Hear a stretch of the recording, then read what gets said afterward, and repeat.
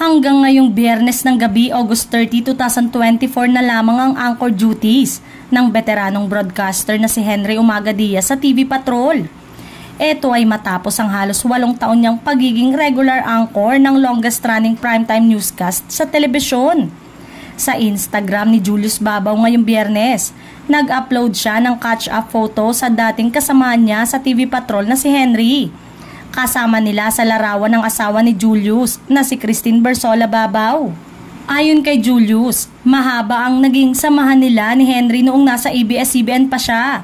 Pagbabahagi pa ni Julius, bukas August 31, lilipad si Henry patungong Canada kung saan nakabase ang kanyang pamilya. Naging bahagi ng TV Patrol si Henry bilang anchor mula 2001 hanggang 2003, kasama sina Corina Sanchez at Aljo Bendijo.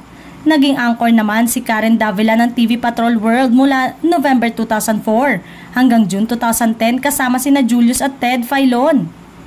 Bumalik as permanent anchor si Henry sa TV Patrol nang lumipat sa TV5 si Ted mula 2020 hanggang 2024. Katapat ng TV Patrol ang Frontline Pilipinas ng TV5 kung saan isa si Julius sa mga news anchor. May mga nang intriga na lilipat umano ito ng network ngunit agad na nilinaw nito na pupunta sa Canada at may kinalaman din sa kanyang trabaho.